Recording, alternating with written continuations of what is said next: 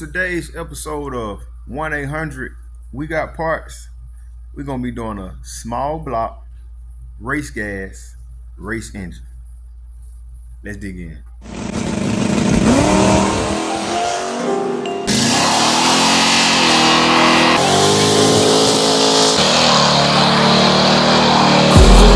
Two-seater, T-toss out with the music beat. SMP got motor geek. Alright, we ain't gonna waste no time. We're gonna get right into the good stuff. Right here we have a small block, aftermarket block. This is a bow tie block.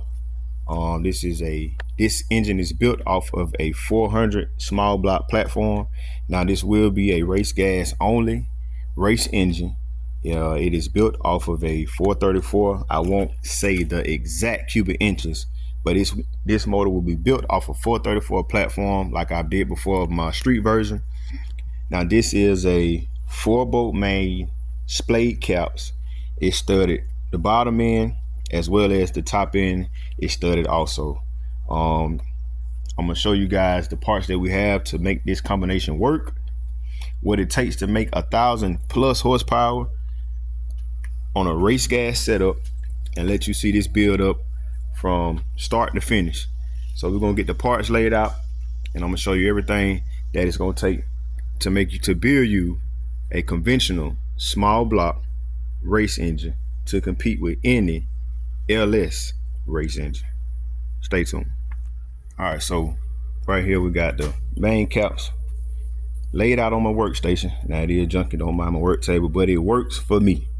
I'm doing engines every other day, so this right here is more than enough space. But right here you have the splayed main caps. For those of you that don't know, this is the splayed bolt that makes it a 4-bolt main on the crankshaft. So I got a Eagle forged crankshaft that is internally balanced. If you take a look, you can see here, and these marks here is where the machine shop has drilled into the crankshaft. If I spin it around, take a look here, you see right here they've added metal to reciprocate the bod weights on the crankshaft. And if we look here, we have a Eagle H-beam connecting rod, and we have a Howard's. Might have lost 2 or 3 horsepower right now. Right here we have a Howard's dome top piston, forged piston. So everything is forged crank, forged piston, forged rods. Now this will be a nitrous fed engine, and I will discuss horsepower numbers what these engines can make. I won't give an exact because this is going to be a grudge engine that the customer is going to race, but I will give some numbers so that you can know what to expect when building an engine as such, man. So we're going to go ahead and get the main bearings in the block. Let's take a look at the block again. We're going to get the main bearings in the block. I already pressure washed the block, cleaned it up. I rehoned the cylinders. We're going to get the crankshaft in and torque down, hang the pistons on the rods, and get this short block complete.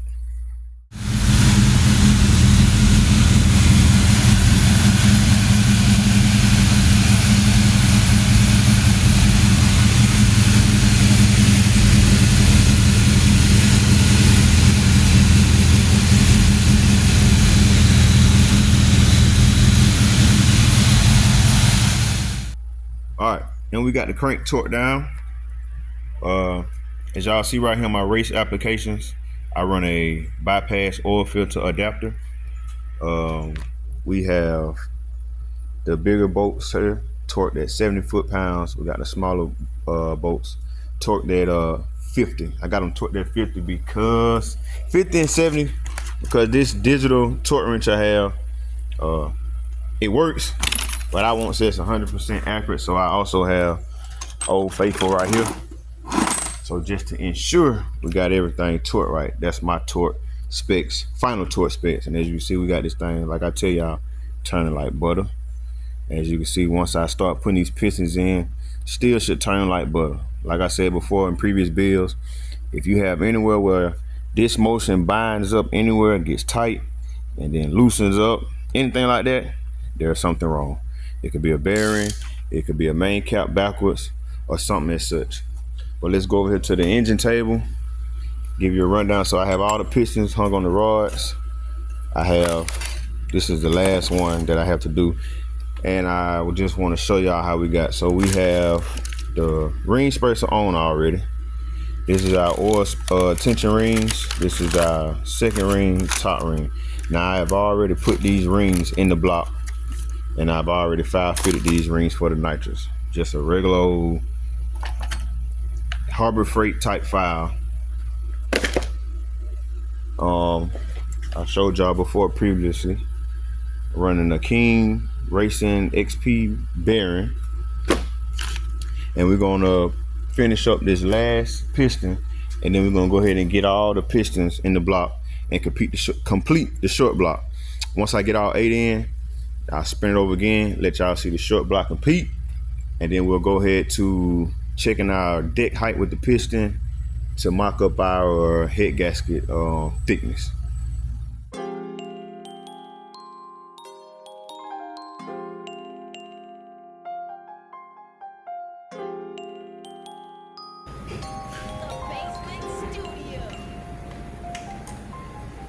Cruising in my two-seater, T-tops out with the music beat. SMP got motor kicking, 24 bullets on top when see me. Candy paint, make she see it. Cruising through the city, laid back on the weekend. Pretty lady choosing them in the Chevy and I'm winning. Bank rolls in my pocket, and all these ain't no skinnies. Got it clutched like these niggas, they ain't winning. Tried it, it won't leak, and then I breathing. Riding in my Chevy, candy paint still dripping.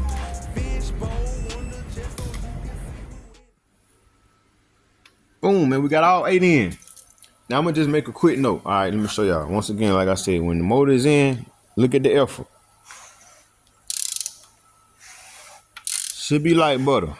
If you gotta put 2 hands and strain a muscle or a vessel to turn the engine, take it apart, you got something wrong. Now I will show this real quick. It's just real quick. Something that might help a lot of people if you decide to go with a race style engine and run a piston like this. So running a dome style piston like this, I made this mistake just then. Luckily, I always double check everything before final assembly, but I caught it. But you have to know, right here, this smaller pocket is your exhaust pocket. This larger pocket is your intake pocket. Now, when you're installing these pistons like this, with the smaller and a larger trough, it's always exhaust, intake, intake, exhaust, exhaust, intake, intake, exhaust, which means small pocket, big pocket, small pocket. Then you start over. Small pocket, big pocket, small pocket. Now, I wasn't paying attention when I hung the pistons on the rod, and I had this number 7 piston over here in the number 8 hole. So with it being like that, let's go back over here. That would make this small pocket, big pocket, small pocket, big pocket. So when you put the head on and torque the head down, and you have all the valve train in, and you go to spin the engine over, when that exhaust valve opens into the smaller pocket, you're gonna have piston to valve clearance, and it's gonna it's definitely gonna hit, or you're gonna know you got some issues going on. But believe it or not, I've seen some people still finish up final assembly, putting the engine like that together, and once it start up, kaboom, 1-800, he need a new motor. But I caught that problem, man, so I had to swap some pistons around. I had to swap this one, number 8 and number 7 around, and as you can see, it's the same thing on this side as well. Small pocket, big, big, small, small, big, big, small. And it should be that way on both sides. So anytime you're messing with dome pistons and you hanging them on the rods, when you got a smaller pocket and a larger pocket, that's when you have to make sure. Now on a smaller engine, like a 350 or something like that, the valve pockets may be the same size, so it wouldn't matter. But in an application like this, race engine, it definitely matters if you don't want catastrophic failure. So with that being said, y'all see we got the short block complete. Now, last thing I got to show y'all, pay attention right here. Pay attention, pay attention. So if you look at this piston, it looked like it's been zero deck, but as I come to top dead center, you can see it's coming out of the hole quite a bit. Now, before it came out the hole 65 thousandths. I haven't measured it yet, but don't worry. If anybody's ever ran into a problem like this, don't freak out. I'm gonna show y'all how we fix this, man. We just gonna make this up with a committed head gasket. Before I ran 102 thousandths thick head gasket to make up for a piston being 65,000 out of the hole. And with that head gasket, believe it or not, man, that dropped the compression down to a whopping 14-1. So with this one right here, I don't think we're gonna need that much of a head gasket, but we definitely gonna need some head gaskets. Definitely gonna need a lot of thickness going on here. And if you want to know like how did something like this happen, it's the correct stroke, correct rods and pistons. What happened was the block was zero decked. It went to a machine shop and they were supposed to zero deck it. They didn't do any miking or nothing like that. Zero deck on top of a zero deck, and that gave us a negative zero deck, I guess. I don't know what you call it, but it made the deck surface drop down and the piston stick out a little bit, but that ain't nothing to worry about. Y'all best to believe when this engine is finalized, it's going in a G-body, and I'm gonna show you what it do. But that's gonna wrap up part one. Y'all stay tuned for part two, man. We're doing the valve train, we're doing the heads, we're putting head studs up top, we're putting a solid roller camshaft in, man. We're gonna finish everything up in part two, and then you already know what's going next. On the run stand, we're gonna fire it up, and this thing will have oil pressure. We'll be ready to go in the car, man. So y'all stay tuned, man. SSP, baby.